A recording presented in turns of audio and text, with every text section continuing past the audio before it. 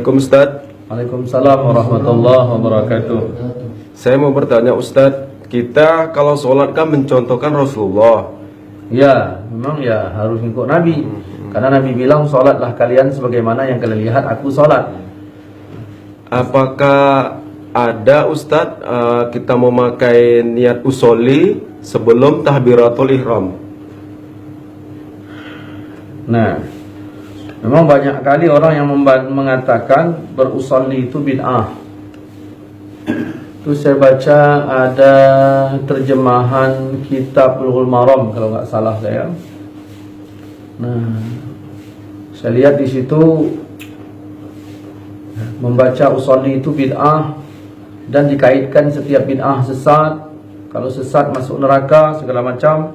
Jadi gara-gara pakai usolli orang masuk neraka. Kemudian tudingan bagi orang yang berusolli itu menambah-nambahi aturan solat. Kata Nabi, solatlah kalian sebagaimana yang kalian lihat aku solat. Pertanyaannya, permulaan solat itu apa? Apa itu permulaannya? Niat. Hah? Takbir. Takbir. Itu mulanya. Nah, takbir itulah permulaan. Akhir solat itu salam, ya kan? Nah, itulah dia. Jadi dari mulai takbir sampai salam, itu jangan ditambah-tambahi. Kalau belum takbir, udah sholat apa belum? Belum. Ini saya contohkan lah. Ya.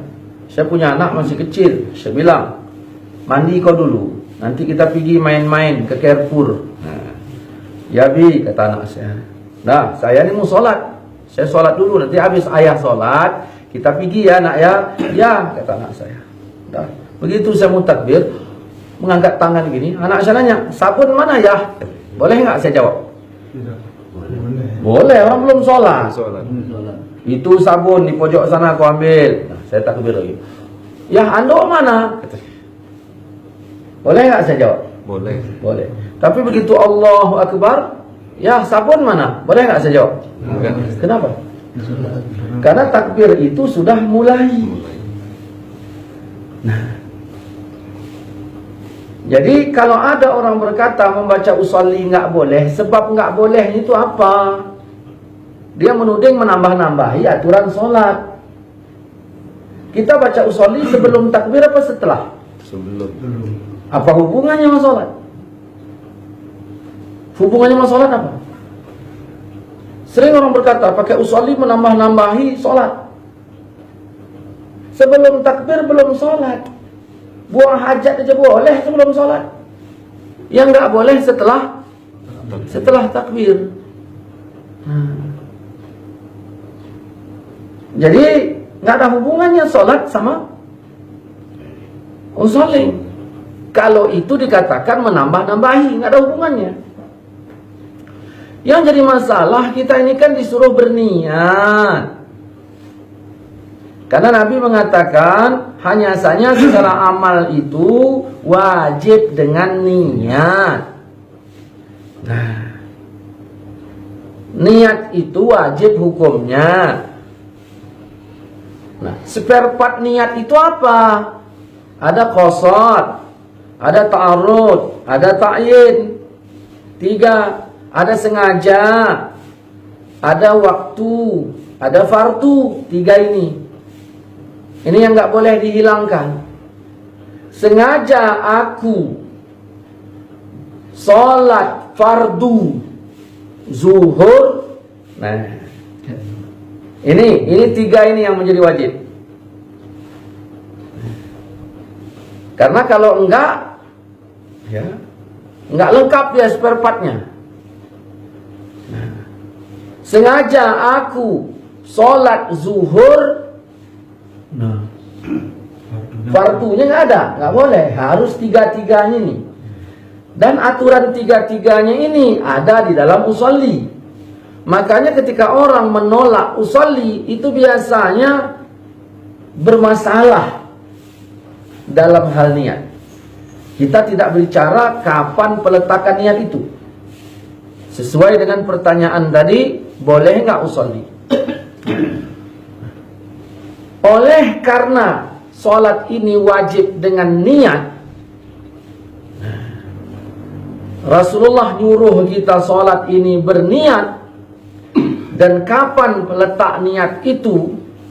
Nah, di dalam takbir, bukan sebelum. Kalau sebelum disebut rencana. Dalilnya mana? Innamal a'malu binniyat. Hanya saja segala amal wajib dengan niat. Solat amal nggak? Amal. Berarti hanya saja segala solat wajib dengan niat. Permulaan solat kapan? Takbir. Berarti hanya saja segala takbir wajib dengan niat. Dari situlah ulama mengatakan an-niyatu qasdu syai' muqtarinan bi fi'lih. Niat itu mengqasadkan sesuatu lagi menyertai dengan perbuatan. Maka di dalam takbir. Ustaz, kalau gitu aku nggak bisa itu belajar. Bukan nggak bisa menjadi ukuran terus bukan gitu. Nah, ini masalahnya. Nah, niat itu ya kita mengikut Rasul. Rasulullah itu pakai usolli enggak? Kita jawab aja lah enggak. Jadi kalau Rasul enggak pakai, kenapa pula kita pakai? Kan ada orang bilang gitu. Makanya otakmu kau asah. Kita ikut Rasul. Yang kita ikut apanya? Rasulullah dikala sholat nyambung hatinya kepada Tuhan, kepada Allah Subhanahu wa taala nyambung. Kita jangankan jangan apa itu? Kalau Rasulullah nyambung hatinya dalam sholat. Kita jangankan di luar sholat, di dalam sholat aja nggak nyambung. Bagaimana Rasulullah? Rasulullah kita tengoklah hadis Aisyah. Ya Rasulullah, apakah kau witir sebelum tidur? Apa jawab Nabi? Wahai Aisyah, mataku yang terpejam, hatiku nggak pernah tidur. Tidurnya Nabi, hatinya nyambung. Apalagi dalam sholatnya. Kalau kita dalam sholat aja kagak nyambung, apalagi di luar sholat. Jadi ketika kita mengikut Rasul, yang kita ikut apa? Nyambungnya. Susah nggak? Susah. Kalau susah bagaimana? Allah mengatakan wabtahu ilaihil wasilah, cari jalannya. Yang dimaksud dengan kata cari itu apa? Usaha untuk mendapatkan sesuatu. Apa mesti dicontohkan? Nggak mesti. Nah, karena pedoman kita itu Quran dan hadis bukan hanya contoh saja. Nah, saya bikin contoh ringannya begini. Ayah saya bilang, nak, ini makmu mau masak ini. Zaman dulu belum ada gas, belum ada kompor. Makmu mau masak ini. Kau carikan kayu api di belakang rumah. Karena ke belakang rumah kami pohon rambung, kebun rambung. Kau ambilkan kayu api, kau carikan kayu api di belakang rumah. Perintahnya apa? Nyari kayu api. Nah, berangkatlah saya ke belakang rumah. Ayah saya nanya, kemana nak? Yang ngambil kayu api. Tanya ayah, apa kau gigit nanti kayu itu? Ya enggak lah. Kau ambil parang. Karena parang itu untuk memudahkan mendapatkan kayu tersebut. Nah, kau ambil parang. Allah mengatakan wabtahu ilaihil wasilah, cari jalannya. Cari jalannya. Tujuannya usolli ini tujuannya untuk apa? Untuk memudahkan kita berniat. Untuk memudahkannya. Dan kalau orang menolak keberadaan usolli itu, sedangkan di usolli itu di situ sudah diatur usolli, fardal, maghribi, salasa rakaatin, makmuman atau imaman, ya, lillahi ta'ala. Jadi kalau ini ditiadakan, maka tiada usolli, tiada fardal, tidak ada maghrib, maka di situ nanti mereka lepas dari aturan. Makanya begitu kita tanya, bagi orang yang anti usolli, jadi kau niat semayang gimana? Ya udah niat aja. Niatmu apa? Ya niat semayang aja. Maksudnya gimana? Ya niat gitu aja. Enggak bisa dia menjelaskannya. Kenapa? Karena menolak usolli. Nah, tapi begini Ustaz, kita kan disuruh ikut Nabi. Betul? Kan Nabi nggak pakai. Saya bikin aja bahasa ringan begini. Saya lebih suka kalau dalam pembicaraan begini, saya diserang gitu. Bikin pertanyaan, saya jawab. Dari sisi ini saya jawab. Nah, ini kayaknya yang nyerang kurang gitu ya. Nah, itu yang nggak enak. Nah, jadi ayah saya juara matematika, ya, kelasnya nasional, luar biasa jagonya. Nah, sedangkan saya anaknya matematika itu anjlok. Ayah merasa malu, masa dia seorang yang jago matematika, anaknya bodohnya, subhanallah. Akhirnya ayah bertanya, berapa nilai raportmu kemarin? Nah, saya tunjukkan raport ini. Aduh, nilaimu merah ini. Saya bilang, mana ada merah, itu kan hijau tulisannya. Bukan masalah tulisannya, tapi angkanya 5 disebut merah. Kalau zaman dulu itu, kalau pakai langsung merah, kalau sekarang kan enggak ya. Nah, jadi ini nilainya ini anjlok ini. Nah, ayah malu nih. Jadi caranya gimana ya? Kau harus ikut ayah. Pesan ayah apa? Harus ikut. Kau harus seperti ayah. Ada berapa pesan? 2. Ikut dan seperti ayah. Sekarang ayah tanya, 2 tambah 2 berapa? Saya keluarkan jari saya, 2. Ya. Kanan 2, kiri sama dengan 4. 4 tambah 4 berapa? Saya bilang 8. 8 tambah 8, saya keluarkan kaki saya. 16. 16 tambah 16? Bingung. Mau saya pinjam kaki ayah? Nggak dikasihnya. Terakhir tak bisa saya jawab, nangislah saya. Begitu nangis, larilah saya tempat andung, tempat nenek saya. Nenek itu kan pengacara besar itu. Nah, kenapa kau nangis? Ayah marah. Kenapa dimarahinya? Nilai matematika saya anjlok. Terus ayah bilang, kau harus ikut ayah, harus seperti ayah. Saya bilang iya. Lalu ditesnya 2 tambah 2, saya jawab 4. 4 tambah 4, saya bilang 8. 8 tambah 8, saya keluarkan jadi kaki saya 16. Begitu ditanyanya 16 tambah 16, saya nggak punya persiapan lagi untuk menjawabnya. Mau saya pinjam jadi kaki ayah, saya nggak dikasihnya.